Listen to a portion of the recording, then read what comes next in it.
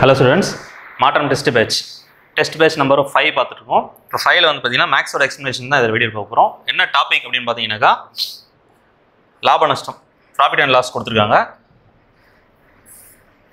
So profit and loss போகிறதுக்கு முன்னாடி ஒரு பேசிக்கான ஒரு சில விஷயங்கள் வந்து நம்ம பார்க்கலாம். லாப நட்டனாவே ஏதோ ஒரு விஷயத்தை நம்ம வாங்க போகிறோம், இன்னொருத்தர் கொடுக்க போகிறோம், இல்லைன்னா நம்ம வாங்கிய வேலையிலேருந்து நம்ம கொடுக்க போகிற வேலை அதிகமாக இருக்கும். சரி, ஏதோ ஒரு நடக்கும், ஒன்று லாபத்துக்கு இப்போ இல்லை நஷ்டத்துக்கு இப்போ என்ன ஒன்று நடக்கும். இப்போ இதை வச்சு தான் நம்ம வந்து லாப நஷ்ட கணக்குகளே வந்து கால்குலேட் பண்ணுவோம். ஸோ ஒரு துணி கடை ஒரு எக்ஸாம்பிள் எடுத்துக்கலாம், இல்லைனா ஏதோ ஒரு பொருள் கடை எக்ஸாம்பிள் எடுத்துக்கலாம். இப்போ ஒரு துணி கடை எக்ஸாம்பிள் எடுத்துக்கணும்னு வச்சுங்களேன். 3 விஷயங்கள் தெரியணும். முதல்ல 3 விஷயங்கள் தேவை. அது 3 விஷயங்கள் என்னன்னு சொல்லிடுறேன். முதல்ல ஃபர்ஸ்ட் அடக்க விலை, காஸ்ட் ப்ரைஸ்னு சொல்லலாம். ரெண்டாவது வந்து மார்க்கெட் ப்ரைஸ், குறித்த விலை, பட்டியல் விலை அப்படின்னு சொல்லலாம். அதாவது மார்க்கெட்டில் மார்க்கெடு குறித்த விலை, லிஸ்ட் பிரைஸ், பட்டியல் விலை அப்படின்னு சொல்லலாம். அடுத்தது வந்து விற்பனை விலை, செல்லிங் பிரைஸ்.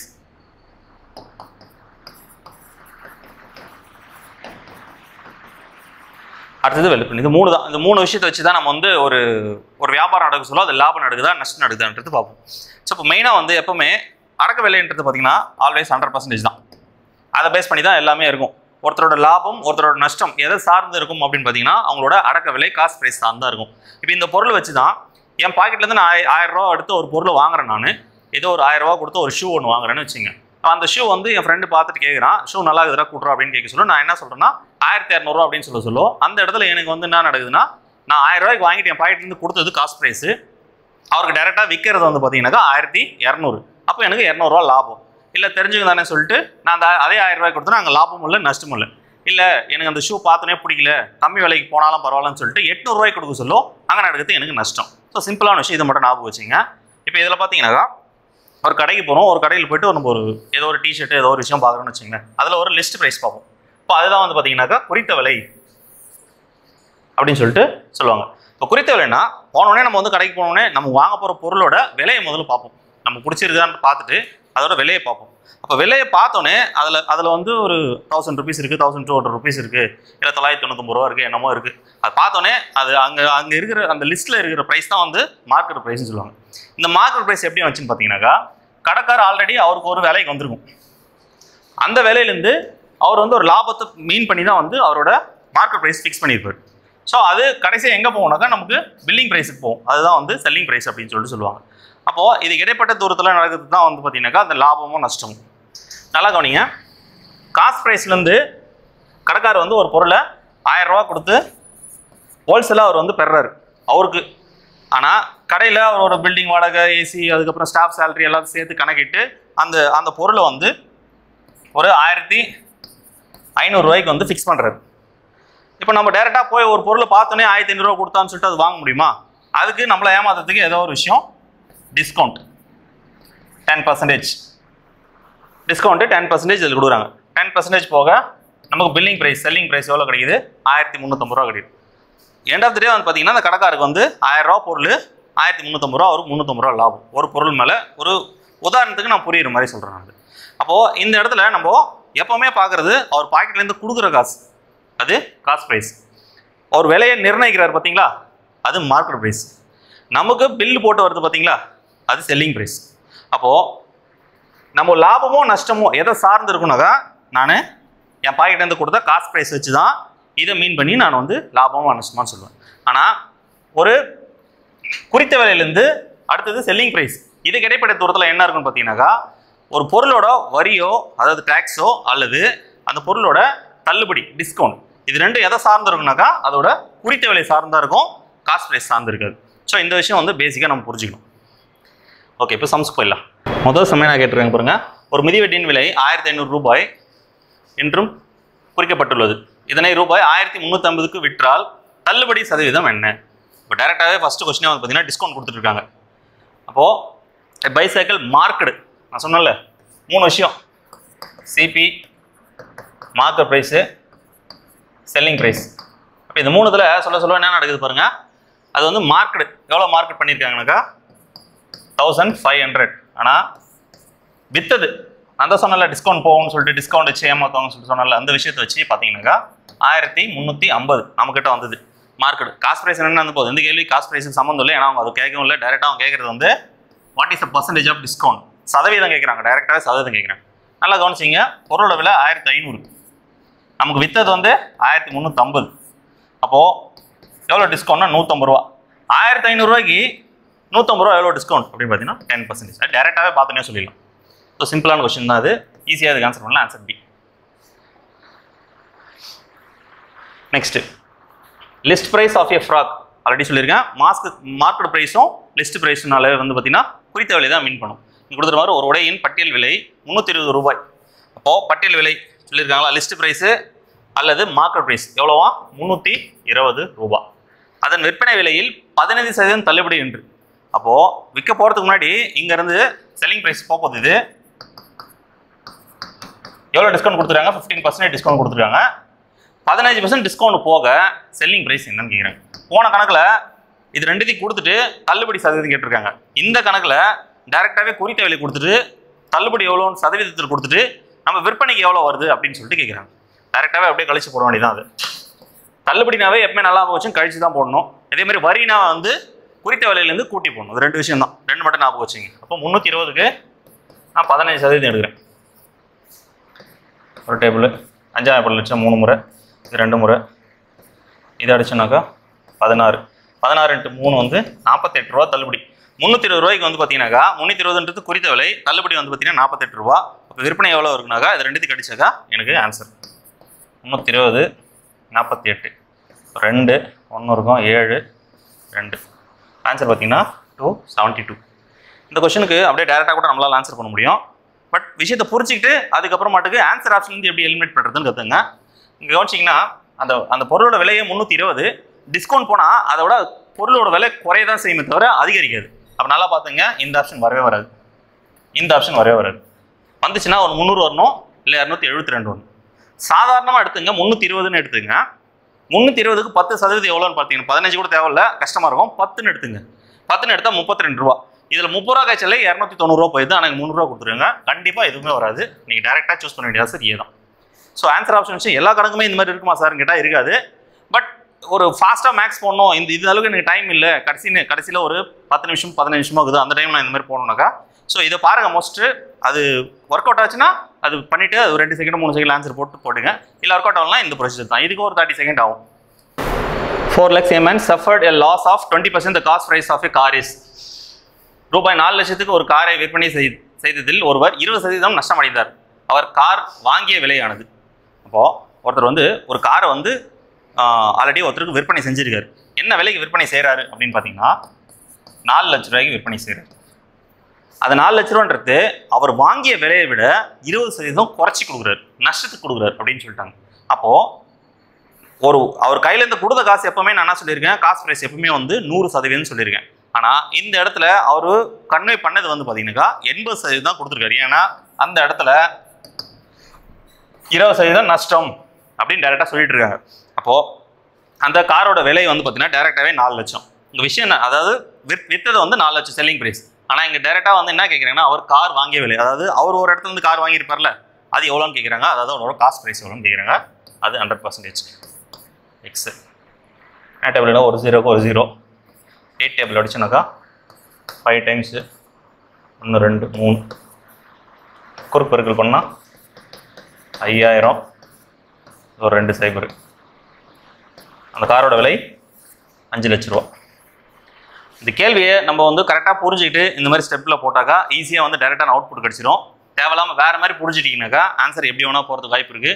கேள்வியை முறையாக படிக்காமல் கொடுத்துக்கிறது 4 லட்ச ரூபா, 20% லாஸ் அப்படின்னா கம்மி பண்ணணும். அப்போ 4 லட்ச ரூபாய்க்கு 20% எவ்வளோ, 80,000. 80,000 கழிச்சா 3,20,000 ரூபா. ஸோ இந்த மாதிரி கேள்வியை முறையாக படிக்காமல் நாமளே ஒரு புரிதல் வேறு ஏதாவது ஒரு கணக்கு போட்டோம்னாக்கா இந்த மாதிரி தான் போய் முடியும். ஆன்சர் ஆப்ஷன் அந்த திரு இருப்பாங்க. கேட்ட கேள்விக்கு என்ன கண்டென்ட் கொடுத்துருக்கானோ அதை உள்ளார்ந்து புரிஞ்சுக்கிட்டு அதுக்கான விடையை வந்து அழிக்கணும். அடுத்த கேள்வி பாருங்க. A man bought an old bicycle for 1,250. ஒருத்தர் வந்து ஒரு சைக்கிள் வாங்குறாரு, 1,250 ரூபாய்க்கு ஒரு சைக்கிள் வாங்குறாரு. Right. He spent 250 on repair. செலவு 250 ரூபா, அதுவும் அவர் பாக்கெட்லேருந்து தான் போகுது. ஃபஸ்ட்டு சைக்கிள் வந்து இன்னொருத்தர்கிட்ட வாங்குறது, பழைய சைக்கிள் வாங்குறாரு 1,250 ரூபா. அதில் எதனா ஒரு ரிப்பேர் எல்லாம் இருக்குது, அது பண்ணுறதுக்கு ஒரு 250 ரூபா செலவு பண்ணுறாரு. மொத்தமாக ஒரு பாக்கெட்லேருந்து கொடுத்த காசு தான் எவ்வளோ 1500 ரூபா வந்து மொத்தமாக செலவு பண்ணியிருக்காரு. தென் he sold it for 1350. find its loss percentage. நல்லா பாருங்க, 1250 ரூபாய்க்கு காசு கொடுத்து வாங்கிட்டு 250 ரூபா மேற்கொண்டு ரிப்பேர் பண்ணிட்டு அந்த சைக்கிளை என்ன விலைக்கு வித்துருக்காரு பாருங்க, 1350 ரூபாய்க்கு வித்துருக்காரு.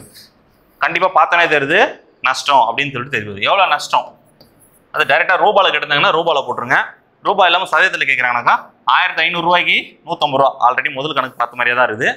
1500 ரூபாய்க்கு 150 ரூபா அப்படின்றது பார்த்தீங்கன்னா 10%. ஸோ எளிமையான கணக்கு தான், புரிஞ்சுக்கிட்டு போகிறது தாங்குது. சிலர் வந்து இந்த 1250 ரூபாலேருந்து கழிச்சு போட்டுருவாங்க, அது தப்பாக இருக்கும். ஏன்னா காஸ்ட் ப்ரைஸ்ன்றது வந்து ஒரு பொருள் வாங்குறது மட்டும் கிடையாது, அதுக்காக மேற்கொண்டு நம்ம பண்ணுற செலவுமே காஸ்ட் ப்ரைஸ் தான். ஏன்னா நம்ம பாக்கெட்லேருந்து போகிற அனைத்து காசுமே வந்து காஸ்ட் ப்ரைஸ் தான், அது தெளிவாக புரிஞ்சுக்கணும். ராமன் துணி துவைக்கும் இயந்திரத்தை ரூபாய் 13,500க்கு வாங்கினர். எவ்வளோக்கு 13,500 ரூபாய்க்கு ஒரு வாஷிங் மிஷின் வாங்குறாரு. இதனை 12% நட்டத்துக்கு விட்டார் எனில் துணி துவைக்கும் இயந்திரத்தின் விற்பனை விலை என்ன அப்படின்னு கேட்குறாங்க.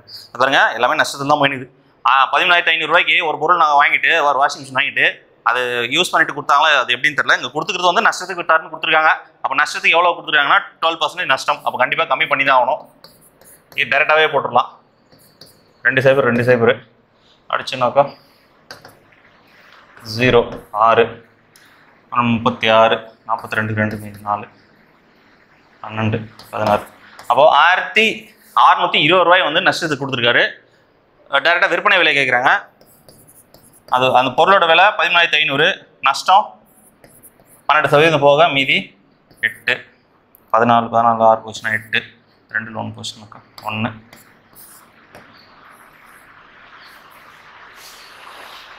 11,880. ஏ ஆப்ஷனில் இருப்பாங்க. ஒரு எளிமையான கணக்கு தான், சிம்பிளாக கொடுத்துருக்காங்க. கொடுத்துருது வந்து 12% நஷ்டம்னே, நஷ்டம்னா தெரிஞ்சு வச்சு குறைச்சி தான் கொடுக்க போகிறாங்கண்ணே. இதே லாபத்துக்கு வித்தாருனாக்கா இந்த 17,500 கூட இந்த இது ரெண்டுத்தையும் கூட்டி அப்படியே டேரெக்டாக ஆன்சர் சொல்ல வேண்டியதான். 81. A fruit seller bought 12 boxes of grapes at rupees 150 each. இப்போ பாருங்க, 150 ரூபா கொடுத்து ஒரு பாக்ஸ் 150 ரூபா கொடுத்து 12 பாக்ஸ் வாங்குறாங்க. 12 பாக்ஸ்னா 0 0 6 12 0 6ன்னு போட்டேன். 0 12 1800. அப்போது அவர் பாக்கெட்லேருந்து கொடுத்த காசு எவ்வளோன்னு பார்த்தீங்கன்னாக்கா, ஒரு பாக்ஸ் 150 ரூபா மணிக்கு 12 பாக்ஸ் வந்து விற்றுருக்காரு. 10 பாக்ஸ் 1500 ரூபா, 2 பாக்ஸ் 300 ரூபா, ரெண்டுத்தையும் கூட்டினால 1800 ரூபா. அப்போ பார்த்தீங்கன்னா ஒரு பாக்கெட்லேருந்து கொடுத்த காஸ்ட் ப்ரைஸ் அப்படின்னு பார்த்தீங்கன்னாக்கா 1800 பாக்கெட்லேருந்து போனது. நெக்ஸ்ட் பாருங்க, 2 பாக்ஸ் ஆர் டேமேஜ். 2 பாக்ஸ் அது வந்து பார்த்தீங்கன்னாக்கா டேமேஜ் ஆயிடுச்சு, எல்லாம் அழுகி விட்டது, ஏதோ ஒன்று நடந்துக்குது, right. He sold the remaining boxes. அப்போது 2 பாக்ஸ் வந்து டேமேஜ் ஆயிடுச்சுன்னா அது விற்க முடியாது, அது கேன்சல் தான். அப்போ 12ல் 2 போயிடுச்சுன்னா மீதி 10 பாக்ஸ் தான் இருக்குது. அப்போ 10 பாக்ஸை என்ன ரேட்டுக்கு விற்கிறாங்க பார்த்தீங்கன்னாக்கா 200 ரூபாய்க்கு விற்கிறான். அப்படின்னா ஒட்டு மொத்தமாக அந்த 10 பாக்ஸுமே 2000 ரூபாய்க்கு விற்றுருப்பான். அவன் கையில் காசு கொடுத்தது 1800 ரூபா, அந்த பொருளை விற்றுட்டு திரும்ப மீண்டு பெறது 1200 ரூபா. அப்போ இதுலேயே உங்களுக்கு தெளிவாக தெரிஞ்சிருக்கும் லாபம் எவ்வளோ அப்படின்னு சொல்லிட்டு, ப்ராஃபிட் எவ்வளோன்னு சொல்லிட்டு தெரிஞ்சிருக்கும். ப்ராஃபிட் வந்து பார்த்தீங்கன்னாக்கா 200 ரூபா. அப்போது அவங்க கேட்குறது என்னன்னாக்கா சதவீதத்தில் கேட்குறாங்க டைரெக்டாகவே. நல்லா புரிஞ்சுங்க, காஸ்ட் ப்ரைஸில் தான் நான் வந்து சொல்லியிருக்கேன் லாபமா நஷ்டமா, ஒருத்தருடைய லாபம் நஷ்டம் வந்து எதை சார்ந்து இருக்குனாக்கா காஸ்ட் ப்ரைஸ் சார்ந்திருக்குன்னு சொல்லியிருக்கேன். இங்கே பாருங்கள், அவரோட விற்பனை விலை 2000, இதில் 200 இருக்குது, பார்த்தோன்னே 10%. ஆன்சர் ஆப்ஷன்லேயும் வச்சுருக்காங்க. ஸோ இந்த மாதிரி கணக்கெல்லாம் கேர்ஃபுல்லாக செய்யணும். நான் எதுக்கு எடுக்கணும்னாக்கா 1800, இது என் பாக்கெட்லேருந்து கொடுத்த காசு, எப்போவுமே 100%. எனக்கு கிடைச்ச லாபம் 200, அது எக்ஸ். 2 சைபருக்கு 2 சைபர் கேன்சல். வேறு என்ன அடிக்க முடியும்? 9 100. அப்போது எக்ஸ் இஸ் ஈக்குவல் டு 100/9. அடிச்சுனாக்கா மிக்சர் ஃப்ராக்ஷன் இருக்குது, டேரெக்டாக இருக்குது, எல்லாமே டேரெக்டாக தான் இருக்குது. அடிச்சுனாக்கா ஒரு முறை இந்த பக்கம் ஒரு முறை 0.11 அண்ட் ஸோ ஆன் போயிட்டே இருக்கும். ஆன்சர் டேரெக்டாக எடுத்துக்க வேண்டியதான். 11.11. A man buys 10 articles for 8 rupees. நல்லா கவனிக்கணும் அந்த கேள்வியை. என்ன கொடுத்துருக்காங்க பாருங்கள், ஒரு மனிதன் 10 புதினத்தை 8 ரூபாய்க்கு வாங்கினார். அதாவது 1 8 ரூபா கிடையாது, 10மே 8 ரூபா தான். அப்போது 10 ஆர்டிகல்ஸ் வந்து 8 ருபீஸ். இங்கே தான் கொஞ்சம் நல்லா தெளிவாக படிச்சிக்கணும். நான் 1 8 ரூபா நினச்சின்னு மொத்தமாக வந்து 80 ரூபான்னு எடுத்துப்போம். ரெண்டாவது பாருங்கள், sell them at the rate of ₹2 per article. இதுவும் ஒரு முக்கியமான பாயிண்ட் தான். ஒன்று வந்து என்ன ரூபாய்க்கு விற்கிறாருன்னா 2 ரூபாய்க்கு. மொத்தம் எத்தனை விற்கிறாரு? 10. அப்போது 10ன்றப்போ 1 2 ரூபானா 10 எவ்வளோ? 20 ரூபா. நல்லா கவனிங்க. விட்டுறார். அவருடைய லாப சதவீதம் என்னன்னு கேட்குறாங்க. அப்போ டைரெக்டாகவே என்ன கேட்குறாங்கப்பா? ப்ராஃபிட் எவ்வளோன்னு கேட்குறாங்க. நான் என் பாக்கெட்லேருந்து கொடுத்தது இது காஸ்ட் ப்ரைஸ் எவ்வளோ? 8 ரூபா. எனக்கு கிடைச்சது திரும்ப பெற்றது நான் 20 ரூபா. பட் இடைப்பட்ட தூரத்தில் இருக்கிற லாபம் எவ்வளோ? 12 ரூபா. ரைட்டா? அப்போது நான் வந்து செலவு பண்ணது 8 ரூபா, அதுதான் என்னோட காஸ்ட் ப்ரைஸு, அது 100. எனக்கு கிடைச்ச லாபம் 12 ரூபா, அது எக்ஸ். பார்த்தோன்னே தெரியும் அது அடிச்சலி 150ன்னு சொல்லிட்டு எதுக்கும் நம்ம அப்படியே கிராஸ் மல்டிப்ளை பண்ணி போட்டுப்போம். 8x = 12 × 100. 4 லட்சம் 2 முறை 3 முறை 50. 3 × 50 150%. ஆன்சர் வந்து பார்த்தீங்கன்னா 7. இப்போ தெளிவாக பார்த்துட்டு புரிஞ்சுட்டு போடுங்க. இங்கே 8 ரூபா, இங்கே வந்து 20 ரூபா இருக்குது. இப்போ இதில் வந்து அவன் வந்து 8 ரூபான்றது 100னா 20 ரூபான்றது எவ்வளோன்னு நம்ம புரிஞ்சுக்கிட்டு வேறு மாதிரி போடக்கூடாது. அதுக்கு ஆன்சர் 250 வந்துடும். இங்கே 8 ரூபாய் நான் கை கொடுத்து 20 ரூபா பெற்றிருக்கேன். அந்த 8 ரூபாத்தை ஒதுக்கி வச்சுட்டு மீதி எனக்கு கிடைக்கிற 12 ரூபா தான் நான் லாபமாக எடுத்துக்க முடியும். ஒட்டு மொத்தமாக 20 ரூபா நான் லாபமாக எடுத்துக்க முடியாது. அப்போது சிலர் வந்து பார்த்தீங்கன்னாக்கா அந்த 8 ரூபான்றது பார்த்தீங்கன்னா 100ன்னு எடுத்துக்கின்னு கடைசி 20 ரூபா வந்து பார்த்தீங்கன்னா எக்ஸ் வச்சு போடுவாங்க. அவங்களுக்கு வந்து 250 கிடச்சிரும். ஸோ அது கணக்கு தப்பாயிரும். அப்போது கரெக்டாக என்ன கேட்குறாங்கன்றது புரிஞ்சுக்கிட்டு அதுக்கு அது செய்யணும். அடுத்த கொஸ்டின். ஒரு அலமாரி 5% தள்ளுபடியில் ரூபாய் 5205க்கு விற்கப்படுகிறது எனில் அதன் குறித்த விலை என்ன? அதாவது மார்க்கெட் ப்ரைஸ் கேட்குறாங்க. டிஸ்கவுண்ட்லாம் முடிஞ்சு செல் ஆயிடுச்சு, ஒரு பொருள் விற்பனை ஆயிடுச்சு. விற்பனைக்கு முன்னாடி என்ன இருந்ததுக்கு அப்படின்னு கேட்குறாங்க. அப்போ செல்லிங் ப்ரைஸு லாஸ்ட்டில் போயிடலாம். 5225 நடுவில் இடைப்பட்ட தூரத்தில் நடந்தது 5% டிஸ்கவுண்ட்.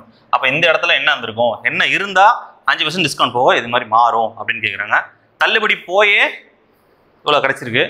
அப்போது இந்த இடத்துல தள்ளுபடி போய் இவ்வளோ கிடைக்குதுன்னா இந்த இடத்துல இதை விட அதிகமான பொருள் இருந்தால் மட்டும்தான் நான் வந்து தள்ளுபடி போய் இது கிடைக்க முடியும். அப்போது 5000 ரூபா கண்டிப்பாக வரவே வராது. 6500 ரூபாய்க்கு வர்றதுக்கு வாய்ப்பே கிடையாது. ஏன்னு கேட்டிங்கன்னா வெறும் 5% தான் கொடுத்துருக்காங்க. உதாரணத்துக்கு ஒரு இங்கே 6500க்கு 5% எடுத்துக்கலாம். 10% எடுத்துங்க, 650 ரூபா வருமா? இதில் 650 ரூபா கழிங்க 5900 வரும். இப்போ கிட்ட கூட வரல. அது எடுத்துக்கலாம். ஒன்று இது ஆப்ஷனாக இருக்கணும், இல்லை அது ஆன்சராக இருக்கும். நான் டைரெக்டாக இதை எடுத்துக்கிறேன். இது வரலாம், அதுக்கு போயிடலாம். 2 2 0 2 25 27.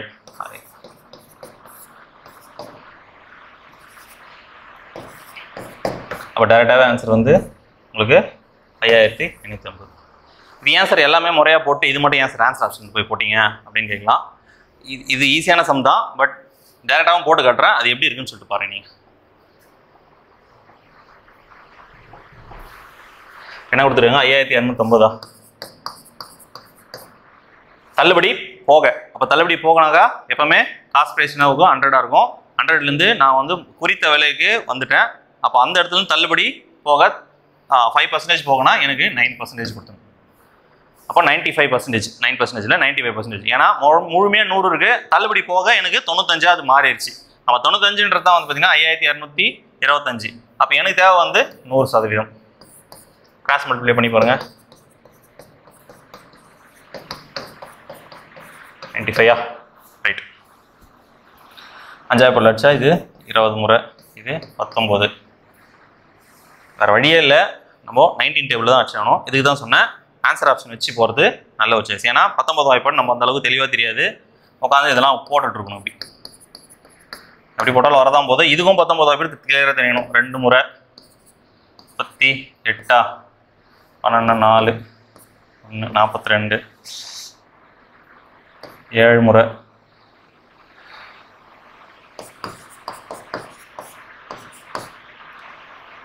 23 மீதி 6 33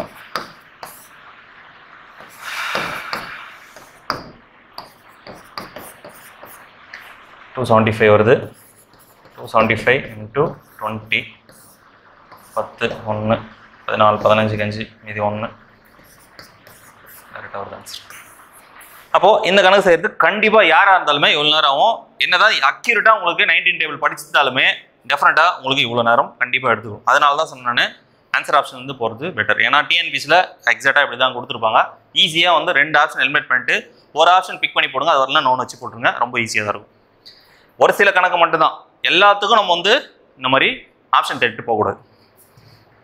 Amir bought a bicycle for ₹5,000. He sold it ₹600 less after 2 years. Find the loss percentage. தெளிவாக கொடுத்துருக்காங்க.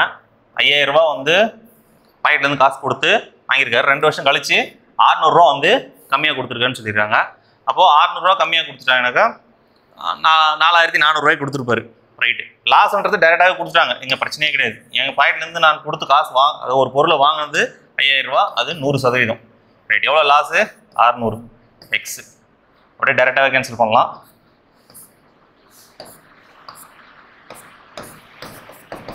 %12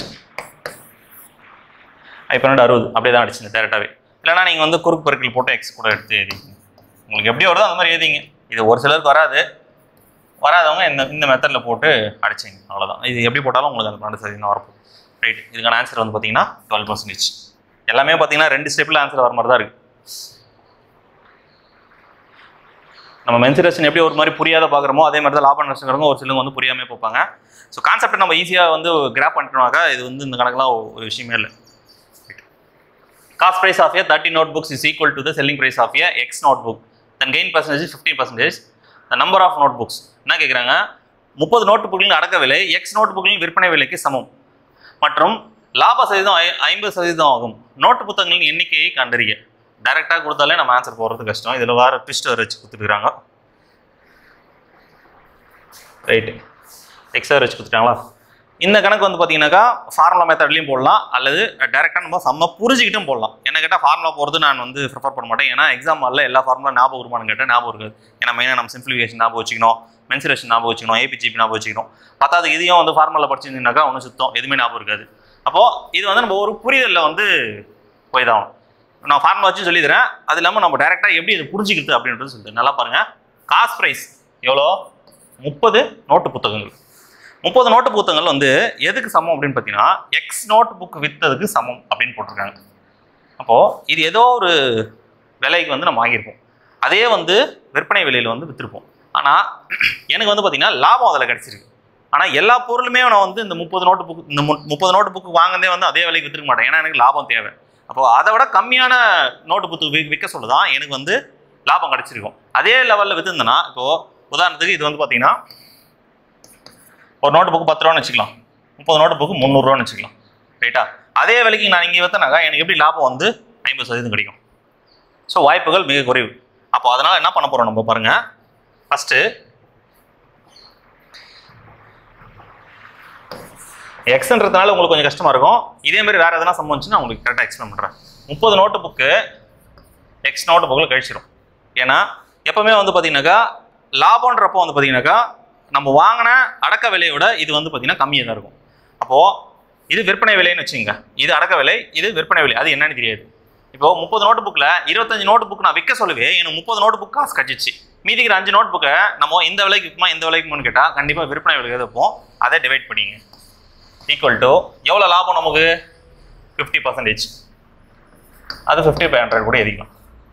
ஓகே, இதை தான் வந்து ஃபார்முலாவில் எப்படி சொல்லியிருப்பாங்க, பள்ளி புத்தகத்தில் எப்படி இருக்குனாக்கா லாப சதவீதம்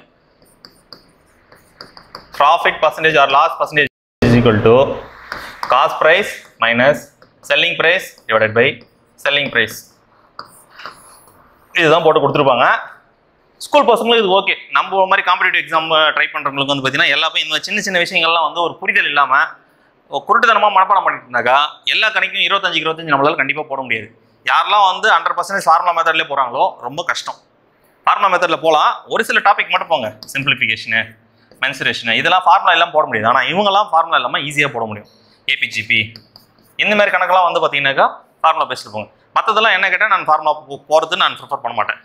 சரி, இப்போது இந்த இடத்துல பாருங்கள், அடிச்சோன்னா 1 முறை 2 முறை குறுக்கு பெருக்கல் பண்ணால் 60 minus 2 × x 2x equal to இந்த பக்கம் போனால் 1x இருக்குது, இங்கே -x இருக்குது, அந்த பக்கம் வச்சுனாக்கா ப்ளஸ்ஸாக மாறும். 60 ஈக்குவல் டு x + 2x. அப்போது 60 ஈக்குவல் டு 3x. அடிச்சோனாக்கா எக்ஸோட மதிப்பு 20.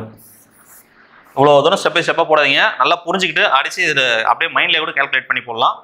பேசிக்காக மேக்ஸ் முதல்ல கற்றுக்குறோங்க, இந்த மெத்தடில் ஃபாலோ பண்ணுங்கள். இப்போது எக்ஸோட மதிப்பு 20. ரைட். இப்போது இது வந்து இந்த கணக்கு வந்து பார்த்தீங்கன்னாக்கா இந்த 20 வச்சு நம்ம வந்து ஈஸியாக கண்டுபிடிக்கலாம். பாருங்கள் எப்படின்னு சொல்லிட்டு.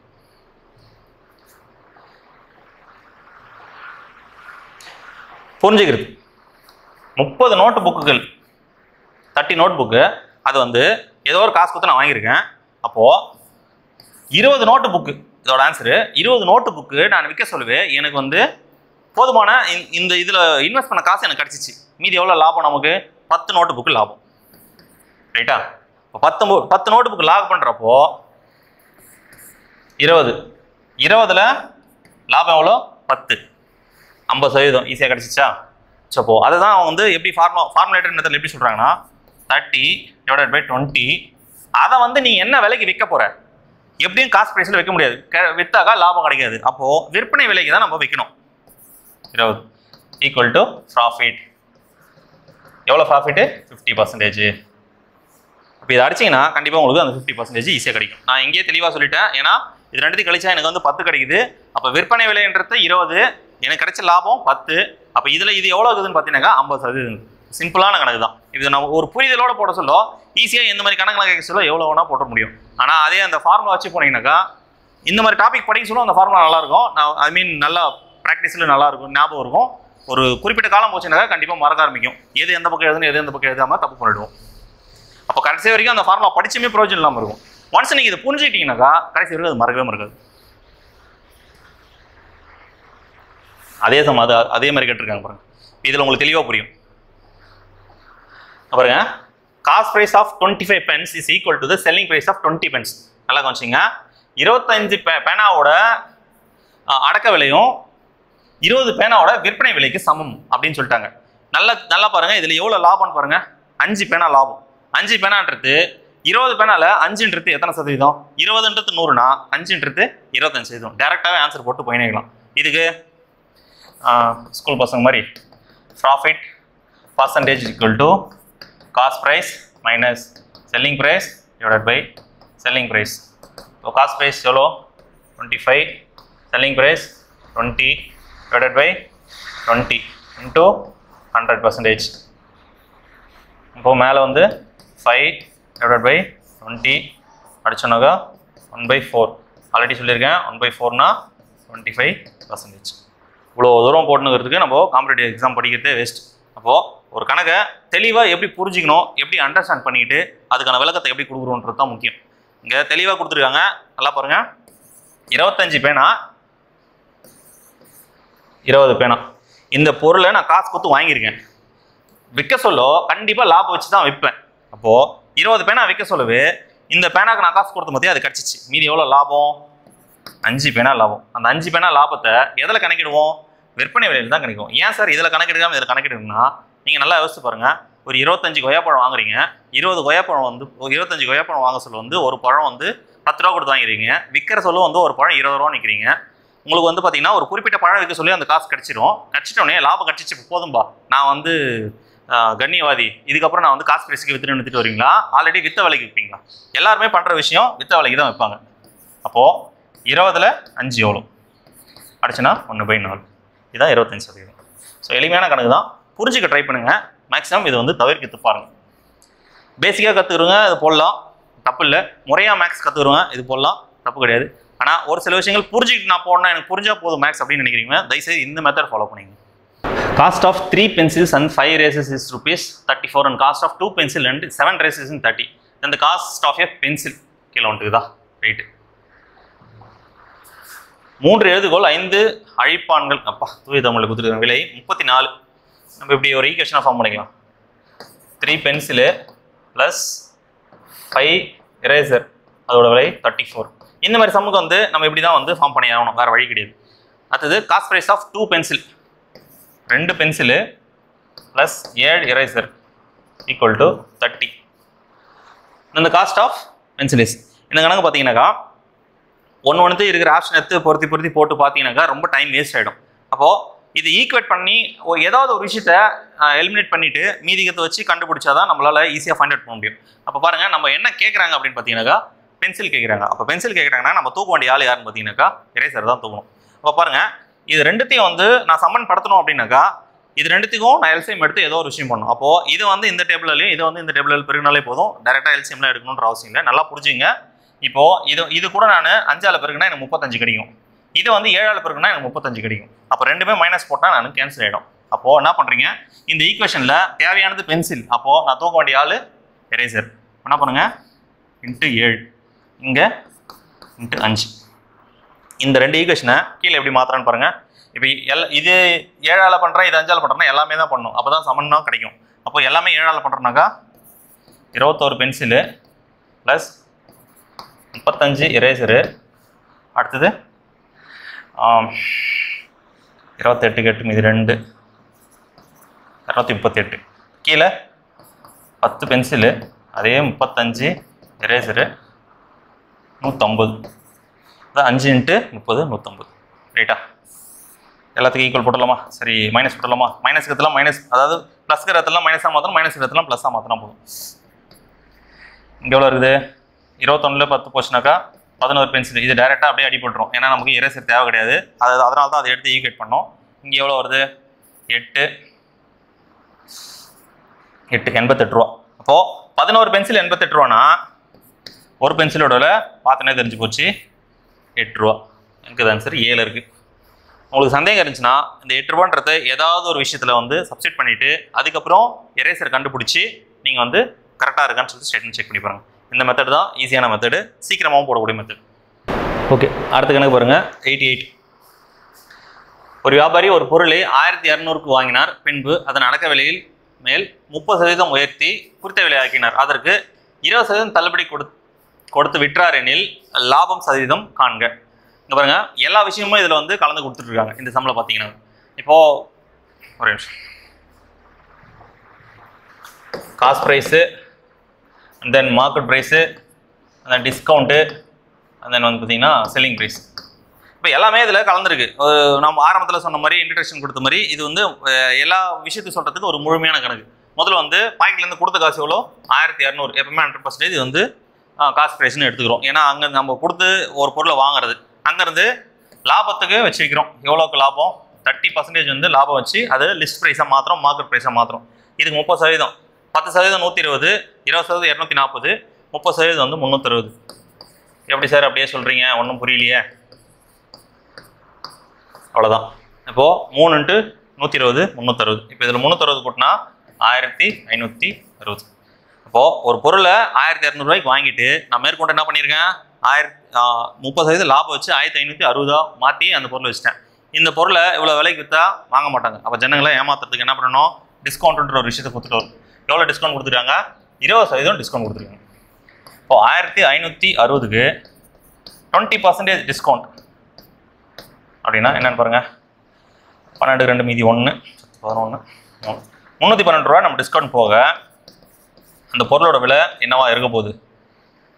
8 5ல் 1 போச்சுன்னா 4 2.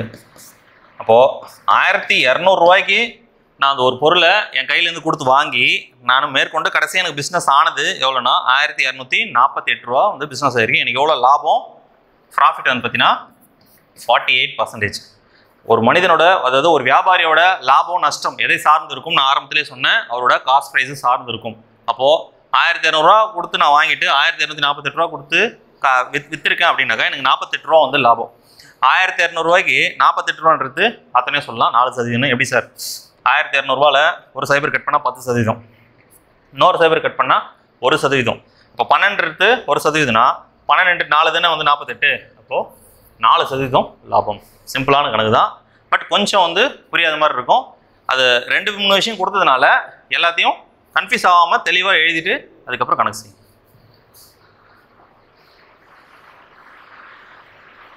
அடுத்து 89. Price of an item including of GST is 9720.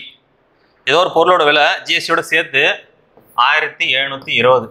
GST எவ்வளோ கொடுத்துருக்காங்க? 108. அப்போது ஒரு பொருள் 100%னாக்கா அப்போ விற்பனை விலை அதோட விற்பனை வரி சேர்த்து போட விற்பனை வரியில் ஜிஎஸ்டி சேர்த்து போட சொல்ல என்ன ஆகுதுன்னா அந்த பொருளோட மதிப்பு வந்து பார்த்திங்கன்னா 108% மாறப்போகுது. ஏன்னா இது வந்து 100 இருக்குது, வரியோட சேர்த்து கால்குலேட் பண்ணணும்னா நமக்கு 108 வரும். ஏன்னா 8% வரி கொடுத்துருங்க. அப்போது அந்த பொருளோட அடக்க விலை காஸ்ட் ப்ரைஸ் என்ன அப்படின்னு கேட்குறாங்க. காஸ்ட் ப்ரைஸ் எப்பவுமே 100%. ஸோ இப்போ கேன்சல் பண்ணி பாருங்கள். எதுவும் கேன்சல் பண்ண முடியாது. 108 2 முடியுதுன்னா 9 22 7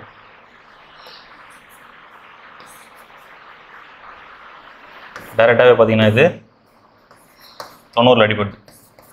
ஏன்னா இப்போது எப்படி சார் டேரெக்டாக 108 வாய்ப்பாடில் அடிபட்டிங்கனாக்கா ஒரு சில விஷயம்லாம் வந்து பார்த்தீங்கன்னா இது கேன்சல் பண்ணுற மாதிரி தான் கொடுத்துருப்பாங்க. அதை நம்ம புரிஞ்சுக்கிட்டு இதை ஃபஸ்ட்டு அடிச்சு பாருங்கள். டைரெக்டாக அடிபட்டுச்சுன்னா அவ்வளோதான், நமக்கு சிம்பிளாக முடிச்சிச்சு. இல்லைனா நம்ம 2 பால் அடிக்கணும், அதுக்கப்புறம் 3 பால் அதெல்லாம் பண்ணிட்டு இருந்தால் ரொம்ப டைம் வேஸ்ட் ஆகும். அதில் தப்பு நடத்துக்கு வாய்ப்பு இருக்குது. டேரெக்டாகவே பெருகி பாருங்கள். எதை வச்சு பெருக்கணும்னாக்கா 108 அப்படி இல்லை, 8ன்றது யூனிட் டிஜிட் வந்து ஐ மீன் 108ல் யூனிட் டிஜிட் வந்து பார்த்தீங்கன்னா 8, இதில் வந்து பார்த்தீங்கன்னா 2ன்னு வரணும். 8 கூட என்ன பெருக்குனா நமக்கு வந்து பார்த்தீங்கன்னாக்கா 2 கிடைக்குன்னா 9 பெருக்குனா தான் 2 கிடைக்கும். அப்போ நான் பண்ணுறேன், நான் 108 × 9 பெருக்குனா எனக்கு 972 கிடைச்சிது. அதனால் நான் 90ன்னு சொல்லிட்டு மாற்றிட்டேன். அவ்வளோதான். டேரெக்டாக அடிக்க சொல்லி எனக்கு எவ்வளோ 90. இது கூட பெருக்குனாக்கா 9000. இல்லை சார் எனக்கு புரியல சார் அப்படின்னா இது உட்காந்து பொறுமையாக அடிச்சுட்டு கடைசியாக ஃபைனல் அவுட்புட் என்ன வருதுன்னு சொல்லிட்டு கமெண்ட்டில் சொல்லுங்கள். நான் எழுதி போட்டுட்டேன். இது உட்காந்து பொறுமையாக அது 2 பாட்டில் அதுக்கப்புறம் 3 பாட்டில் உங்களுக்கு என்னென்ன தோணுதோ எல்லாத்தையும் அடிச்சுட்டு என்ன ஆன்சர் வருதுன்னு சொல்லிட்டு சம் நோட் பண்ணிங்க. 89 கமெண்ட்டில் தெரிவிங்க. கொஸ்டின் நம்பர் 90 பாருங்கள். முகமது ஒரு சட்டையை சலீமுக்கு 20% நஷ்டத்திற்கு ரூபாய் 400க்கு விற்றார். சலீம் அதை 10% லாபத்திற்கு மற்றவருக்கு விற்றார் எனில் சலீம் அச்சட்டையை என்ன விலைக்கு விற்றார்? இந்த கொஸ்டின் பாருங்கள். முதல்ல ஒரு ஸ்டேட்மெண்ட் கொடுத்துட்டு குழப்பற மாதிரி கேட்டு வச்சிருக்காங்க பாருங்கள். முகமது வந்து சலீமுக்கு விற்றது 400 ரூபா, அதோட அது முடிஞ்சிச்சு. அவர் நஷ்டத்துக்கு தர லாபத்துக்கு தர அந்த விஷயம்லாம் நமக்கு தேவையில்லை. அடுத்தது பார்த்தீங்கன்னா அது 400 ரூபாய்க்கு வாங்கின சலீம் அது என்ன பண்ணுறாருன்னா மேற்கொண்டு 10% லாபம் வச்சு இன்னொருத்தருக்கு விற்றுருக்காரு. அப்போது சலீமோட விற்பனை விலை தான் இங்கே தேவை. முதல்ல கொடுத்துக்கிற ஸ்டேட்மெண்ட் பார்த்தீங்கன்னாக்கா நமக்கு அந்த அளவுக்கு முக்கியம் கிடையாது. இது வேணுன்னே குழப்பற மாதிரி ஒரு கொஸ்டினாக கொடுத்துருக்காங்க. அப்போது இதில் சலீம் வந்து 400 ரூபாய்க்கு அவர் வந்து வாங்கினது அவரோட காஸ்ட் ப்ரைஸ், சலீமோட காஸ்ட் ப்ரைஸ் 400 ரூபா. அவர் விற்றது பார்த்தீங்கன்னா 10% லாபம். 400 ரூபாய்க்கு 10% லாபம் வந்து பார்த்தீங்கன்னா 40 ரூபா. அப்போ மொத்தமாக ஒரு வித்த ரேட் வந்து பார்த்தீங்கன்னாக்கா 440 ரூபா. 400 × 10/100 அடிச்சுனாக்கா 40 ரூபா கிடையாது. 400 + 40 440. இப்போ ஆன்சரி கணக்கு நம்ம தெளிவாக படித்து புரிஞ்சால் மட்டும்தான் அதில் இருக்கிற பிழைகளை கண்டுபிடிக்கணும். டிஎன்பிசியில் இந்த மாதிரி நீங்கள் வந்து பிழைகளை வந்து எதிர்பார்க்கலாம் கணக்கில். அப்படின்றப்போ அன்றைக்கி அந்த கொஸ்டின் அவுட்டு அப்படின்னு நினச்சிக்க வேண்டியது. அன்றைக்கி 25ல் நமக்கு 24 கொஸ்டின்ஸ் தான். பெரும்பாலும் வந்து இது வந்து 2019க்கு அப்புறம் பார்த்தீங்கன்னா நிறைய மேக்ஸ் கொஸ்டின்ஸில் தவறு வர்றது கிடையாது. இப்போ ஜிஎஸ்எல் தான் வரும். 25க்கு 25 கண்டிப்பாக கரெக்டாக கொடுத்துருவாங்க. இதுக்கு முன்னாடி நடந்த ஏதோ ஒரு சில எக்ஸாமில் வந்து பார்த்தீங்கன்னாக்கா ஏதாவது ஒரு பிரிண்டிங் மிஸ்டேக்கில் வந்து மாறி கொடுத்துருப்பாங்க. அப்போ நம்ம வந்து பார்த்தீங்கன்னாக்கா அன்றைக்கி அந்த கொஸ்டினுக்கு எல்லாருக்கும் ஆல் தப்போ ஆன்சர் கொடுத்துட்டு 24 கொஸ்டின் தான் கணக்கெடுப்பாங்க. சப்போ எல்லா இடத்துலையும் தவறு நடந்து சகஜம் தான். இப்போ தவறு நடந்ததுனால ஒரு சில விஷயம் உங்களால் புரிஞ்சிக்க முடியுது. 91 என்ன கொடுத்துருங்க. அரிசியின் விலை அதன் உண்மை விலையை விட 20% குறைக்கப்பட்டால் ஒருவர் 810 ரூபாய்க்கு தான் வாங்க வந்ததை விட 4.5 கிலோ அரிசி அதிகமாக வாங்க முடியும் என்றால் 1 கிலோ அரிசியின் உண்மை விலை என்ன? கேள்வி படையத்துக்கே அப்படி மூச்சு வாங்குது.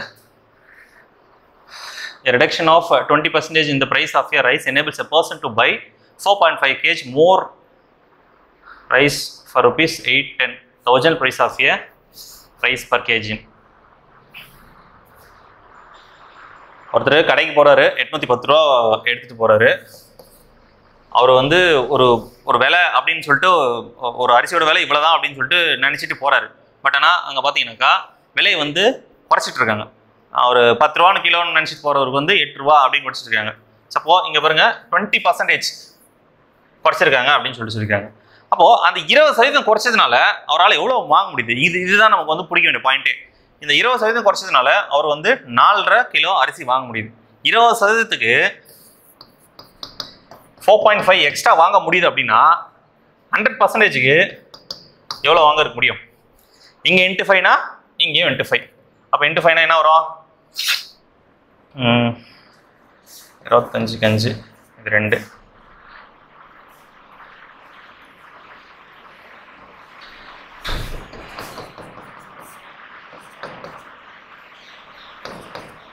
எவ்வளோ வாங்க முடியுதுன்னா 22 கிலோ அவரால் வாங்க முடியுது. எப்போ? விலை குறைஞ்சதுனால. பட் ஆனால் ஆக்சுவல் ப்ரைஸ் தான் அவங்க கேட்குறாங்க. அதாவது உண்மை விலையை தான் கேட்குறாங்க. அப்போது உண்மையாக வந்து என்ன ப்ரைஸ் இருந்திருக்கும் அப்படின்னு சொல்லிட்டு கேட்க சொல்லும். கண்டிப்பாக அந்த 4.5 கிலோ அவரால் கம்மியாக தான் வாங்கியிருக்க முடியும். ஏன்னா இங்கே ப்ரைஸ் குறைஞ்சதுனால தான் அவரால் 4.5 கிலோ வந்து அதிகமாக வாங்க முடியுது. உண்மையாகவே இது விலை குறையாம அது நார்மல் ப்ரைஸ் இருந்துச்சுன்னா ஒரு 4.5 கிலோ எக்ஸ்ட்ரா வாங்கிருக்க முடியுமா? அப்போது மொத்தமாக வாங்கின விலையிலேருந்து நான் எவ்வளோ கழிக்க போகிறேன்னா எனக்கு எக்ஸ்ட்ரா வாங்கினேன் இந்த 4.5 கிலோ நான் கழிச்சிட்டு போகிறேன். இப்போ கழிச்சா 0 18. உண்மையாகவே என்னால் வந்து அந்த 810 ரூபாய்க்கு வந்து 18 கிலோ தான் வாங்கியிருக்க முடியும் உண்மையான விலை குறையாததுக்கு முன்னாடி. அப்போது என்ன வாய்ப்பு அடிக்கலாம்? 9ஆம் வாய்ப்பு அடிச்சா 2 முறை 90 45. அப்போ உண்மையான விலை வந்து 45. புரிஞ்சுக்கணும்னு நினைக்கிறேன். இந்த மாதிரி கணக்கில் போதுமான தகவல் கிடைக்கலன்னா கொடுத்த தகவல் வச்சு என்ன அவுட்புட் எடுக்க முடியும் அப்படின்றது பார்க்கணும். இதில் நமக்கு உண்மையான ட்ரம்ப் கார்டு எதுன்னு பார்த்தீங்கன்னா இந்த 4.5 அதுக்கப்புறம் 20%. இந்த 20% தான் 4.5னா 100% எவ்வளோ அப்படின்றது கண்டுபிடிச்சிட்டு அதிலிருந்து நம்ம வந்து 4.5 கழிச்சிடணும். ஏன் அதை கழிக்கணும் அப்படின்னு பார்த்தீங்கன்னாக்கா அவங்க கேட்குறது 1 கிலோ அரிசியின் உண்மை விலை என்ன அப்படின்னு கேட்குறாங்க. அப்படின்றப்போ ப்ரைஸ் இன்க்ரீஸ் அதாவது டிக்ரீஸ் ஆகாதுக்கு முன்னாடி என்ன இருந்திருக்கும் அப்படின்றதுனால தான் இந்த எக்ஸ்ட்ரா வாங்கின 4.5 கிலோவை நான் கழிச்சிடுறேன். ஓகே, குறித்த விலையிலேருந்து 20% தள்ளுபடியும் இந்த புது விலையிலேருந்து மேலும் 5% தள்ளுபடியும் கொடுக்கப்பட்டால் மொத்த தள்ளுபடி எவ்வளோ? சக்ஸஸிவ் டிஸ்கவுண்ட்னு சொல்லுவாங்க, தொடர் தள்ளுபடி அப்படின்னு சொல்லுவாங்க. இந்த கணக்கு வந்து அப்படின்னு சொல்லலாம். அப்போது ஏதோ ஒரு விலையிலேருந்து நான் முதல்ல என்ன பண்ணுறேன், 20% நான் 100 ரூபான்னு எடுத்துக்கிறேன். ஏதோ ஒரு விலை 100 ரூபான்னு எடுத்துக்கிறேன். 100 ரூபா பார்த்தீங்கன்னாக்கா 20% தள்ளுபடி கொடுக்குறாங்க. 20% தள்ளுபடினா 20 எனக்கு எவ்வளோ ஆகுது? 80 ஆகுது. அப்போது அங்கேருந்து மேலும் 5% தள்ளுபடினாக்கா நான் டேரெக்டாக இதில் 5ன்னு எடுத்துகிட்டு 75ன்னு போடக்கூடாது, அது தப்பு. அப்போது ஒரு பொருளோட விலை 100 ரூபானா அதில் 20% டிஸ்கவுண்ட்னா எவ்வளோ வரும்? 80 ரூபா வரும். நான் இதுக்கு தான் வந்து 5% எடுக்கணும். அப்போது இதுக்கு 5% எடுத்தால் எவ்வளோ கிடைக்குது? 4. அப்போது 76. 100லேருந்து 76 மாறுதுன்னா எவ்வளோ டோட்டலாக இருக்கணுக்கா? 24. ஆன்சர் ஆப்ஷனில் 25 கொடுத்துருக்காங்க. கேர்ஃபுல்லாக செய்யுங்க. ஏன்னா 20 + 5 25 டேரெக்டாக போட்டுறாதீங்க, அது தப்பு. இதுதான் கரெக்டான மெத்தட்.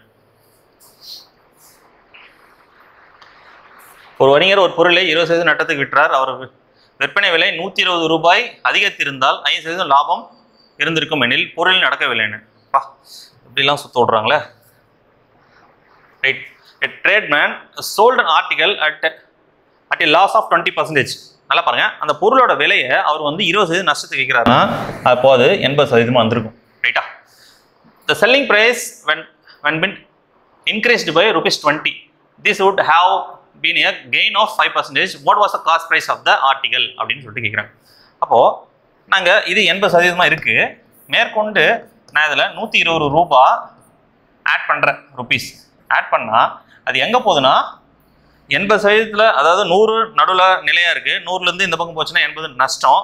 அது இந்த பக்கம் போய் 105 மாறுது. ஏன்னா அங்கே தெளிவாக கொடுத்துட்டாங்க 5% லாபம் அப்படின்னு கொடுத்துட்டாங்க. அப்போது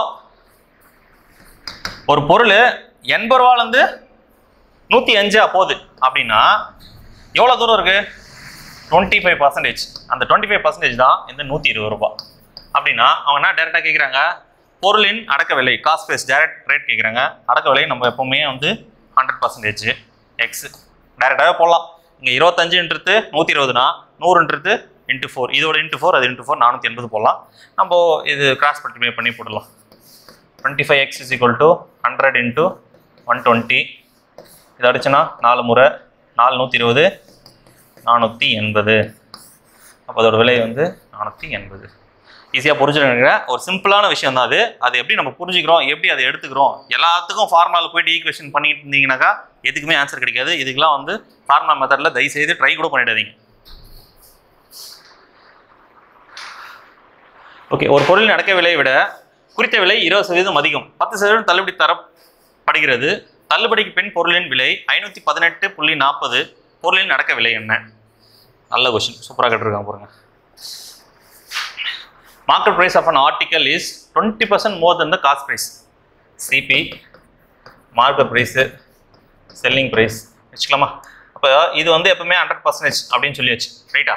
அவன் என்ன சொல்லியிருக்கான், மார்க்கெட் ப்ரைஸ் வந்து 20% மோர் தென் த, அதாவது காஸ்ட் ப்ரைஸ் வந்து 20% மோர் தென் த மார்க்கெட் ப்ரைஸ் அப்படின்னு சொல்லிட்டோம்னா அப்போ 120% இது மாறுது. ரைட்டா? அப்போது இங்கே விஷயம் என்ன கொடுக்குறாங்க, discount of 10% is given after discount the price is கொடுத்துட்டாங்க. இப்போது இந்த இடத்துல வந்து 100%ன்றது என்ன மாறி இருக்கு, 120 மாறி இருக்கு. அண்ட் தென் டிஸ்கவுண்ட் 10 கொடுத்தனா நான் என்ன பண்ணுவேன், இதை 120ன்றது 110 எழுதிடுவேன். அங்கே தான் நம்ம தப்பு பண்ணுறோம். இதோட 10% தான் எடுக்கணும்.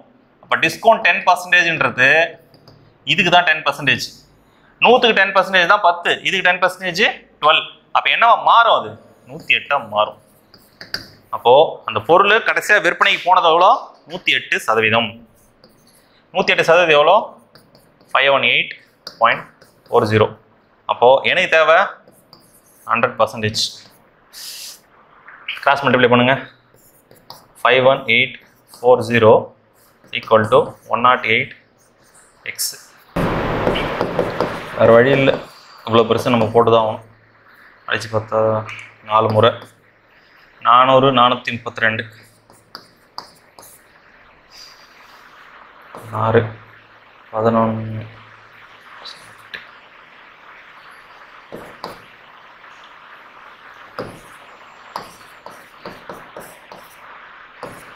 480.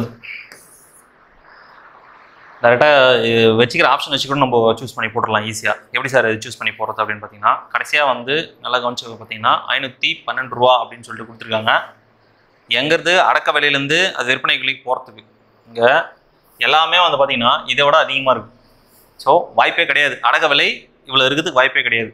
ஏன்னா அடக்க விலை கம்மியாக இருக்கும், விற்பனை விலை எப்பவுமே அதிகமாக இருக்கும் ஒரு பொருளோட லாபம் அப்படின்னு கணக்கிட்டுனாக்கா. அப்போது இதெல்லாம் ஈஸியாக எலிமினேட் பண்ணிவிட்டு இந்த கணக்கை டைரெக்டாக 480 அப்படின்னு போட்டுடலாம். ஏன்னா எதுவுமே ஆன்சர் ஆப்ஷனில் வரவே வராது. சிம்பிள் எளிமையான கேள்வி. பட் அது முறையாக கற்றுக்கிட்டு ஷார்ட் கட்டதுக்கப்புறம் போவேன். 95. ஒரு பொருளின் அதன் உற்பத்தி விலையிலிருந்து 50% அதிகமாக விலையாக குறிக்கப்பட்டுகிறது. மேலும் அதில் 40% தள்ளுபடி அறிவித்தால் அவருக்கு கிடைக்கும் லாபம் அல்லது நஷ்டம் சதவீதம் எவ்வளோன்னு கேட்குறாங்க. An article is marked 50% above the cost price. Cost price, market price. அடக்க விலை குறித்த விலை 100% எக்ஸ்ட்ராவாக எவ்வளோ வைக்கிறாங்க? 50%. அது 150 மாறுது. ரைட்டா? Production price of a discount of 40% allowed. எங்கிறது டிஸ்கவுண்ட்டு 40%. ஆல்ரெடி போன கணக்கிலே நான் சொல்லிட்டேன். இதில் 40% அப்படியே டேரெக்டாக கடிச்சிங்கன்னா 110 வரும். அது கண்டிப்பாக தப்பு. இதுக்கு 40% எவ்வளோன்னு சொல்லிட்டு கண்டுபிடிக்கணும். இப்போ 150க்கு 40% எவ்வளோன்னு கண்டுபிடிச்சுனாக்கா 60. அப்போது 60% போச்சு அப்படின்னா எனக்கு கிடைக்கிறது 90%. லாஸ்ட்டாக செல்லிங் ப்ரைஸ் 100%லேருந்து 90% மாறுதுன்னா லாபமா நஷ்டமா? கண்ண முடியும்னு சொல்லிடலாம். நஷ்டம் 10% அப்படின்னு சொல்லிடலாம். சார் இந்த சதவீதத்தில் சொன்னதுனால எனக்கு கொஞ்சம் கன்ஃபியூஸ் ஆகுது. இதே வந்து ரூபாவில் வச்சு சொல்லிடுங்க சார், ஈஸியாக புரியுற மாதிரி. அப்படின்னா அடக்க விலை நான் எவ்வளோ எடுத்துக்கிறேன்னா 1000 ரூபா எடுத்துக்கிறேன். எவ்வளோ எடுத்துக்கிறேன்? 1000 ரூபா எடுத்துக்கிறேன். மார்க்கெட் ப்ரைஸு 50% உயர்த்திருக்கு. இதில் 50% 500 ரூபா. அப்போது 1500 ரூபா மாறுது. செல்லிங் ப்ரைஸுக்கு நடுவில் டிஸ்கவுண்ட் 40% கொடுத்துருக்காங்க. இதில் 40% 600 ரூபா. 40% நீங்கள் வேணால் ட்ரை பண்ணி கீழே அடித்து போட்டு பாருங்கள். 600 ரூபா. ரைட்டா? 600 ரூபானா எவ்வளோ போகுது? 900 ரூபா. 1000 ரூபாய்க்கு ஒரு பொருளை வாங்கி நான் 900 ரூபாய்க்கு விற்றனா எனக்கு எவ்வளோ நஷ்டம்? 100 ரூபா நஷ்டம். 1000 ரூபா இல்லை 100 ரூபா எவ்வளோ? 10% நஷ்டம். சிம்பிளான கணக்கு தான். நீங்கள் ரூபா வச்சு போட்டாலும் வரும், பர்சன்டேஜ் வச்சு போட்டாலும் வரும். பட் கான்சியஸாக வந்து இந்த இடத்துல இது போடுங்க. இல்லைனா எனக்கு வேணாம் சார் அதெல்லாம் நான் இப்படி இது ரூபா வச்சு போடுறது எனக்கு கிளியராக புரியுது, நான் ரூபா வச்சு போடுவேன். உங்கள் விருப்பம். இந்த அரிசி கணக்கு பார்த்தோம்னா இது ஒரு மேங்கா கணக்கு கொடுத்துருக்காங்க பாருங்க. மாம்பழத்தின் விலை 20% அதிகரித்தால் ஒருவர் 40 ரூபாய்க்கு 4 மாம்பழங்கள் குறைவாகத்தான் வாங்க முடியும் எனில் விலையேற்றத்திற்கு முன்னால் 15 மாம்பழங்களின் விலை என்னவாக இருக்கும்? Right. An increase of 20% the price of enables a person to purchase 4 mangoes less for 40 rupees. ரைட்டா? The price of 15 mangoes before increased war. அப்போது ஒரு மாம்பழத்தோட விலை வந்து பார்த்தீங்கன்னாக்கா என்ன ஆகுது? இன்க்ரீஸ் ஆகுது. அதனால் ஒரு நான் அதான் அரிசி வந்து நம்ம என்ன பண்ணோம்? டிக்ரீஸ் ஆச்சு. அதனால் எக்ஸ்ட்ராவாக நம்மளால் வாங்க முடிஞ்சுது. பட் இங்கே என்னன்னாக்கா 40 ரூபாய்க்கு நான் வந்து 40 ரூபா எடுத்துகிட்டு போகிறேன். மாம்பழம் இவ்வளோ தான் நினச்சி எடுத்துகிட்டு போகிறேன். பார்த்தா அங்கே விலை ஏறிட்டு இருக்கு. அப்போது விலை ஏறினா என்னால் கம்மியாக தான் வாங்க முடியும். எவ்வளோ கம்மியாக வாங்க முடியுதுன்னு பார்த்தீங்கன்னா 4 மேங்கோஸு கம்மியாக வாங்க முடியுது. ரைட்டு. எவ்வளோ விலை ஏறி இருக்குது அது ரொம்ப முக்கியம். 20%. அப்போது இது ஒரு ஓரமாகட்டும். 20% 4 மேங்கோஸ்ன்னு சொல்லிட்டு தெளிவாக சொல்லிட்டாங்க. அப்போ 100% என்ன மேங்கோ இருந்திருக்க வாய்ப்பு இருக்குது? 100% பார்த்தீங்கன்னா 20ன்றது 4னா 100ன்றது என்ன? ஸோ எக்ஸ் கிராஸ் மல்டிப்ளை பண்ணி பாருங்க. 20x is equal to 400. x is equal to 20. குறைய வாங்குறது, அதாவது இன்க்ரீஸ் ஆனதுனால குறைய வாங்குறோம். எவ்வளோ? 4. எவ்வளோ இன்க்ரீஸ் ஆகுது? 20% இன்க்ரீஸ் ஆகுது. அப்போது 20%க்கு 4 மாங்காய் கம்மியாகனாக்கா ஒட்டு மொத்தமாக எவ்வளோ மாங்காய் வாங்கியிருக்க முடியும்னாக்கா என்னால் 40 ரூபாய்க்கு 20 மாங்காய் தான் வாங்கியிருக்க முடியும். இது எப்போ? விலை உயர்ந்ததுக்கப்புறம். ஆனால் இங்கே என்ன கேட்குறாங்க? Before increase was. எவ்வளோ கம்மியாக வாங்குறோம்? அங்கே என்ன பண்ணோம்? நம்ம கழிச்சிட்டோம். ஆனால் இந்த இடத்துல விலை ஏறிச்சுனால கூட்ட போகிறோம். இப்போது என்னால் 20 மாங்காய் வந்து பார்த்தீங்கன்னாக்கா விலை ஏற்றத்துக்கு அப்புறம் கம்மியாக வாங்க முடியும். ஏதாவது 4 மாங்காய் கம்மியாக வாங்குறதுனால ஒட்டு மொத்தமாக என்னால் 20 மாங்காய் வந்து விலை ஏற்றத்துக்கு அப்புறம் வாங்க முடியும். பட் இந்த இடத்துல அவங்க கொடுத்துக்கிறதுனாக்கா பிஃபோர் அப்படின்னு சொல்லிட்டு கொடுத்துட்டாங்க. ஸோ பிஃபோர்ன்றப்போ கண்டிப்பாக அந்த 4 மாங்காய் வந்து எக்ஸ்ட்ரா தான் வாங்கிருக்க முடியும். ஏன்னா விலை ஏறதுனால 4 மாங்காய் குறையுது. அப்போ விலை ஏறாமல் இருந்தால் நான் அந்த 4 மாங்காய் வந்து சரியாக தான் வாங்கியிருக்க முடியும். அப்போது 24 மாங்காய் என்னால் வாங்க முடியும். எவ்வளோக்கு? 40 ரூபாய்க்கு. அவங்க என்ன கேட்குறாங்க? 15 மாங்காவோட விலை என்னன்னு கேட்குறாங்க. எக்ஸ் 3 டேபிள் அடிச்சுனாக்கா 5 டைம்ஸ் 8 5. அப்போ எக்ஸோட மதிப்பு 5 5 25 25. 15 மாவோட விலை வந்து 25. இந்த இடத்துல வந்து மொத்தமாக எவ்வளோன்னு கேட்காம 15ன்னு சொல்லிட்டு ட்விஸ்ட் வச்சு கேட்டிருக்காங்க. தெளிவாக புரிஞ்சுட்டு shop owner gives 1/5 of a profit to his manager. The manager gives 1/3 of the money to receive to his assistant. Half of the amount received by the assistant is 100. What is the shop owner profit? ஒரு கடைக்காரர் தனது லாபத்தில் 5ல் 1 பங்கு தனது மேலாளருக்கு கொடுக்கிறார். மேலாளர் தனக்கு கிடைத்த 3ல் 1 பங்கை தன் உதவியாளருக்கு தருகிறார். உதவியாளர் பெற்ற தொகையில் பாதி ரூபாய் 100 எனில் கடைக்காரன் லாபம் ஒன்று. இப்போ பாருங்க, லாஸ்ட்லேருந்து போயிடல நம்ம. உதவியாளர் பெற்ற தொகையில் பாதி தான் 100. அப்போ உதவியாளர் எவ்வளோ பெற்றிருப்பாரு? 200. நெக்ஸ்ட், மேலாளர் தனக்கு கிடைத்த 3ல் 1 பங்கை உதவியாளருக்கு தருகிறார். 3ல் 1 பங்கு எவ்வளோ? 200 ரூபா. அப்போ 3 பங்கு 600 ரூபா. ரைட்டா? யார் வாங்குறது? மேலாளர். அப்போ மேலாளர் வாங்குறது வந்து கடைக்காரரின் 5ல் 1 பங்கு தான் மேலாளர் வாங்கியிருக்காரு. அப்போ 5ல் 1 பங்கு, இது வந்து 3ல் 1 பங்கு, இது வந்து 5ல் 1 பங்கு. ரைட்டா? 1/5 1/3 அப்படி எடுத்துங்க. அப்போ 5ல் 1 பங்கு அது 600 ரூபானா 5 பங்கு எவ்வளோ? 3000 ரூபா. எவ்வளோ? ஆன்சர் வந்து 3000. இந்த கணக்கு வேற எப்படி சார் போடலாம்? 1/5 of 1/3 of half of the payment is எவ்வளோ? 100. எக்ஸ் 15 30 அது பக்கம் போச்சுன்னா 3000. எக்ஸோட மதிப்பு. Right answer. 1/5 of 1/3 of half of the payment வந்து 100. அப்போது எக்ஸ் வச்சு மதிப்பு கண்டுபிடிச்சுனாக்கா 3000. இல்லை சார், நான் தெளிவாகவே எனக்கு புரியுது. 100 ரூபா, எனக்கு 100 ரூபான்றது பார்த்தீங்கன்னாக்கா லாஸ்ட்டாக நான் தான் வாங்குறேன். எனக்கு மேலே கொடுத்த அமௌண்ட்டில் அது பாதி 100 ரூபா. அப்போது மேலே எனக்கு எவ்வளோ கொடுத்துருப்பாரு? 200 ரூபா கொடுத்துருப்பாரு. அது எவ்வளோனா 3ல் 1 பங்கு. அப்போ 3 பங்கு எவ்வளோ? 600 ரூபா. அந்த 600 ரூபான்றது மேனேஜர் வந்து வாங்கின காசு. யார்கிட்ட இருந்து? கடைக்கார ஓனர் எடுத்து வாங்கின காசு. அப்போது 5ல் 1 பங்கு தான் வந்து மேனேஜர் 600 ரூபா வாங்கியிருக்காரு. இப்போ 5 பங்கு 3000. சரி, எப்படி புரிஞ்சிட்டு போட்டாலும் ஓகே தான். ஒரு வணிகர் தன்னிடம் உள்ள ஒரு பகுதி அரிசியை 8% லாபத்திற்கும் மீதி 18% லாபத்திற்கும் விற்பனை செய்ததில் மொத்தம் உள்ள 500 கிலோ அரிசியில் 10% லாபம் பெற்றார். ஓகே, அவர் 8% லாபத்துக்கு விற்ற அரிசியின் விலையானது. இப்போ 2 டைப் ஆஃப் அரிசி இருக்கு. ஒன்று வந்து பார்த்தீங்கன்னாக்கா ஒரு டைப் ஆஃப் அரிசி வந்து பார்த்தீங்கன்னா 8%, இன்னொரு டைப் ஆஃப் அரிசி பார்த்தீங்கன்னா 18% லாபம் கிடைச்சிக்குது. ஒட்டு மொத்தமாக பிஸ்னஸ் அன்னைக்கு பார்த்தீங்கன்னா 10%. ஸோ இப்போ இது வந்து பார்த்தீங்கன்னாக்கா ஒரு மிக்சர் அலிகேஷன் அந்த மெத்தடில் வந்துடும். இப்போ சிம்பிளாக புரிஞ்சு வச்சிங்க. இந்த மாதிரி வந்து ஒரு 3% 4% சேர்த்து கொடுக்குறாங்க. அந்த அலிகேஷன் மெத்தடுக்கு போயிடுங்க. நீங்கள் என்ன கொடுத்துருக்காங்க? 8% அண்ட் தென் 50 எவ்வளோவா? 500 kg வந்து ஸ்ப்ளிட் பண்ணி கொடுக்குறாங்க. இதனால் ரெண்டுத்துக்கும் சேர்த்து பொதுவாக எவ்வளோ கிடைக்குது அப்படின்னு எவ்வளோ கொடுத்துருக்காங்கன்னா 10%. இப்போ இதுலேருந்து இது கழிச்சா எனக்கு எவ்வளோ கிடைக்குது? 8. இதுலேருந்து கழிச்சா 2. 8:2. அப்போ 500 வந்து 8:2 பிரிக்கிறோம். என்ன கிடைக்கும்? 10 அடிச்சுனாக்கா 50. ஒன்று 400 கிடைக்கும், இன்னொன்று 100 கிடைக்கும். அப்போது அவர் 8% விற்றது கேட்குறாங்க. 8% என்ன விற்றுருப்பாருனாக்கா 400 கிலோ அரிசி விற்றுருப்பார். அப்போ தான் நமக்கு வந்து இந்த மாதிரி கிடைக்கும். ஸோ அப்போது 2% இந்த மாதிரி கொடுத்துட்டு கேட்க சொல்ல என்ன பண்ணுங்கன்னா 8%, 10%, இது பொதுவான சதவீதம் ஒன்று கொடுத்துருப்பாங்க 10%. இப்படி கொடுத்தாங்கன்னா அலிகேஷன் மெத்தடில் கிராஸில் வந்து மைனஸ் பண்ணி போட்டுருங்க. கடைசியாக நம்ம கிடைக்கிறது 8% வந்து 400ன்னு கிடைக்குது. அது டேரெக்டாக ஆன்சர் போட்டுக்கலாம். ஒருவரின் தனிநபர் வருமானம் 57,000, அவரது நுகர்வு 43,000, தனிநபர் வருமான வரி 9,000, தனிப்பட்ட வட்டி பணம் 1000 மற்றும் தனிநபர் சேமிப்பு 4,000 எனில் அவரின் செலவழிப்பு வருமானமானது. செம்மையா ஒரு கன்ஃபியூஷன். செம்ம தேவையில்லாத டேட்டா நிறைய இருக்குது. மொத்தமாக கன்ஃபியூஸ் பண்ணுறது கொடுத்துருக்காங்க. சிம்பிளாக ஒன்று பிடிச்சிங்க.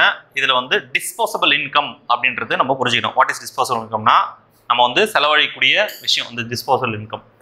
இது கண்டுபிடிக்கிறதுக்கு என்ன பண்ணணும்னா நம்ம வாங்குற சம்பளம், அந்த சம்பளத்தில் வருமான வரி போக மீதி நம்ம செலவு பண்ணுறோம் பார்த்தியா, அதுதான் டிஸ்போசபிள் இன்கம். அப்போது டிஸ்போசபிள் இன்கம் அப்படின்னா என்னன்னு பார்த்தீங்கன்னா டோட்டல் இன்கம்லேருந்து என்னோட டேக்ஸ், இன்கம் டேக்ஸ் இது கழிக்கிறது தான் வந்து பார்த்தீங்கன்னா டிஸ்போசபிள். அதாவது செலவழிக்கூடிய வருமானம் எவ்வளோ. 1,00,000 ரூபா சம்பளம்னா நீங்கள் வந்து ஒரு டேக்ஸ் வந்து ஒரு 18,000 போக மீதி 82,000 கைக்கு வருதுன்னா என் சம்பளம் 1,00,000, நான் 1,00,000 செலவு பண்ணுறேன் அப்படின்னு சொல்ல முடியுமா? இல்லை, 18,000 ரூபா வந்து இன்கம் டேக்ஸ் போயிட்டு மீதி கைக்கு வர்றது டேக் ஹோமு 82. அந்த 82 தான் நான் வந்து செலவு பண்ண முடியும்னா இங்கே வந்து பார்த்தீங்கன்னா பர்சனல் இன்கம் வந்து 57,000, இன்கம் டேக்ஸ் வந்து 9,000 கழிச்சுனாக்கா 48,000 ரூபா. அப்போது நான் செலவழிக்கக்கூடிய வருமானம் எவ்வளோன்னு பார்த்தீங்கன்னா 47,000. மீதி இருக்கிற அந்த 1,000 ரூபா 4,000 ரூபா இதெல்லாம் வந்து சும்மா கதை, நம்மளை குழப்பறது கேட்டுது. அப்போது இந்த மாதிரி கணக்கில் வந்து கேட்க சொல்லுவோம் disposable income equal to personal income minus personal income tax. இது வந்து தெளிவாக புரிஞ்சுக்கணும். என்கிட்ட வாங்குற மொத்தம் என்னோட சம்பளத்துலேருந்து வருமான வரி போக நான் எடுத்துன்னு போகிற வீட்டுக்கு எடுத்துன்னு போய் செலவு பண்ணுற அமௌண்ட், அதுதான் டிஸ்போசபிள் இன்கம். தெளிவாக புரிஞ்சுங்க. எக்கனாமிக்ஸில் வரும் அந்த டாபிக். ஓகே, ஒரு பணியாளர் வருடத்தின் முதல் 8 மாதங்களில் சராசரி 2,500, அடுத்த 4 மாதங்களில் சராசரி 1,500 செலவு செய்கிறார். செலவு தான் பண்ணுறாரா? ரைட்டு. ஃபஸ்ட்டு 8 மாதம், மொத்தம் 12 மாதமா? 8, 4, 12 மாதம். ரைட்டு, ஒரு வருஷம். அப்போ 8 மாதம் வந்து என்ன பண்ணியிருக்காரு? 2,500. அப்போ 2,500னா எவ்வளோ வருது? 10,000, 20,000 வருதா? ரைட்டு. அடுத்து 4 மாதத்துக்கு எவ்வளோ செலவு பண்ணியிருக்காரு? 1,500. இது ஒரு 6,000.